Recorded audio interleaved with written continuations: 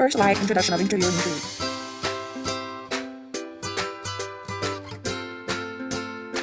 Hello everyone, welcome to episode number 29 of the It's My Job podcast. This is Jose. I am a transition student from Colorado, and my teacher, Miss Christine Dolly, is the podcast facilitator. The It's My Job podcast features students interviewing adults who are blind or visually impaired, asking them important questions like how they use technology and how they connect with other people. Stay tuned after the podcast to hear how to get involved, and please share with your friends and teachers so they can listen too. Now for today's interview. Carl from Colorado is interviewing Max Nelson. Max is a Paralympic athlete from Team USA. He will tell us about his experiences.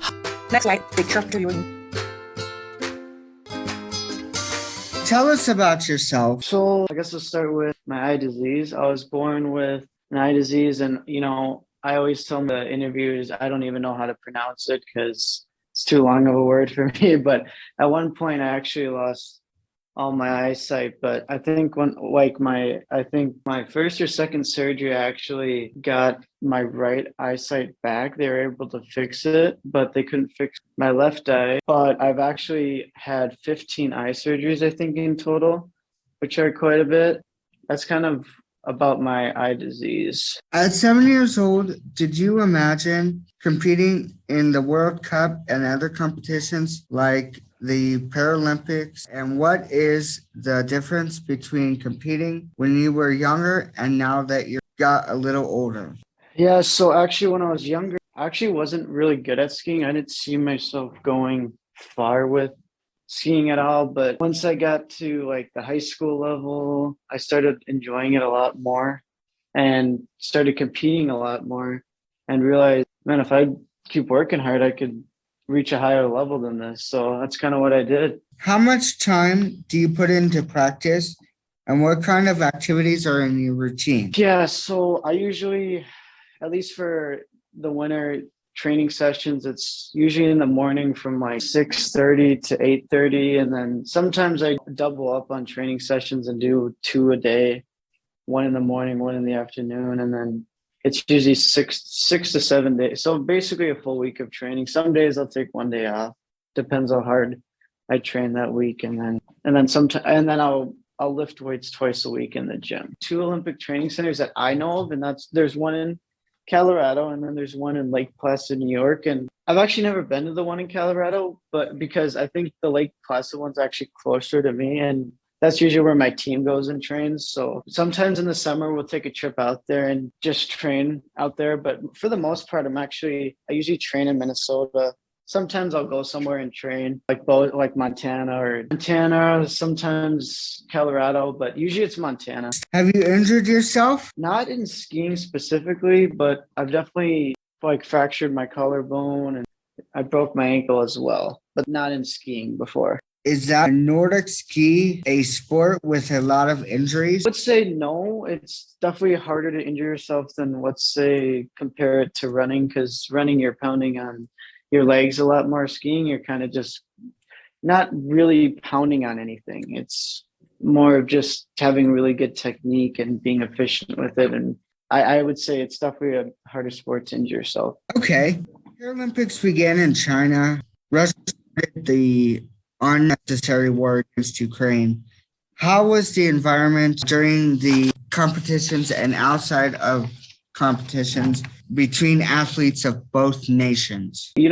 Actually, I think Russia was only there for like a couple of days. Since they started to invade Ukraine, Russia was not allowed to, any other athletes were allowed to compete in the Paralympics this year. So they were only there for 2 days and they had to leave because they were banned from all Ukrainian. Their whole team was there. They were allowed to compete, but Russia was banned.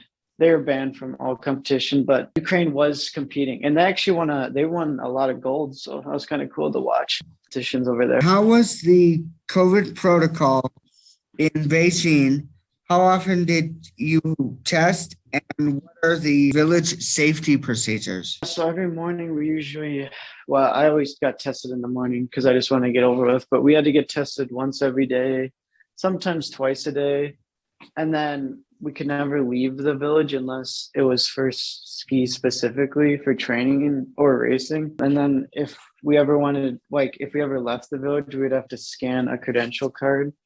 And then to get back into the village, we would have to like scan a credential card and then go through security every time just to get back into the village. Who was your main support system to keep you competing and stay focused on competitions? Yeah, so I would say my main two supporters would obviously be my mom and dad because, they kept me motivated to keep on going because, there were some days that I wanted to quit, but they kept motivating me to keep going. And then also like just my coaches, my high school coaches and US coaches and especially my club coaches definitely helped me keep competing and staying in shape for those World Cup races. Did you ever feel judged for your disability? And what tools did you use to help you stay focused and motivated? I mean, I definitely think there were some times that I did feel judged. I can't really name a specifically right now, not off the top of my head, but I'm sure there were times when I was younger. And, I feel like it is going to happen. And I think the more that you think that you don't care what people think about you, I think it'll set you up for more success if you think that way. I agree. Totally agree. Besides doing complete sports, what do you want to do for a future career, and what advice do you give to a young audience who wants to be an athlete? Yeah, so hopefully I'll be attending the College of St. Scholastica, and it's in Duluth, Minnesota. Hopefully major in psychology and minor in nutrition.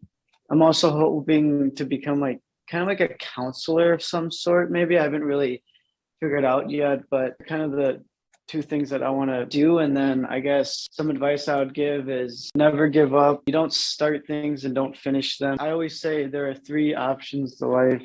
You can give up, give in, and give it all you got. Thank you. What kind of technology do you use in your daily life? So mainly, I guess like right now for school, I only really use an iPad to do my homework and stuff. And then I guess I use my phone to enlarge little things I couldn't see out in the open. And then sometimes I will use a computer just to type along paper or something. But mainly I use the iPad for my schoolwork and stuff right now anyway. Do you have any questions for us today? Not off the top of my head.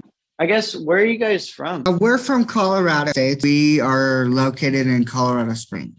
Oh, awesome. There's actually, I think the biggest Olympic training center is in Colorado Springs. That is pretty sweet. We have the privilege of the beautiful Rocky Mountains. There you go. I've been to Colorado once and I loved it. If you stay in touch, please. Yeah, for sure I will. We look forward to talking with you in the future. Yeah, I look forward to it too. Thanks for taking the time out of the day to interview me. Appreciate it. Take care. Yep, bye. Use like how to contact us. Hi, it's Jose again. Thanks for listening to the latest episode of the It's My Job podcast. What did you think? Would you like to become a Paralympic USA athlete or join the Paralympics in the future? If so, let us know by posting a comment on our Facebook. And if you like this episode in Paralympics, please check out episode number 14, 22, and 25 and listen to Paralympic athletes talk about their accomplishments and their challenges as a professional athlete. This was our episode number 29, but we want to make many more. Let's slide credits. So we need your help. If you are a student who is blind or visually impaired and would like to be an interviewer, your parents or teacher contact us via email or our Facebook page. And if you're an adult who is blind or visually impaired and would like to be an interview, please contact us via email and we will get you matched up with an interviewer. Let's slide credits. We have a lot to be thankful for in this episode. Thanks so much to Max Nelson for taking his time interviewing. This interview was facilitated by my teacher, Miss Christine Dolly. Thank you, Miss Dolly, for providing students with meaningful opportunities for our future careers. Thanks to Perkins Path for technology for the blog posts. Our music is from purpleplanet.com. We hope that this podcast is a great opportunity to learn from each other and increase awareness about all the amazing jobs that are being done by people who are blind or visually impaired.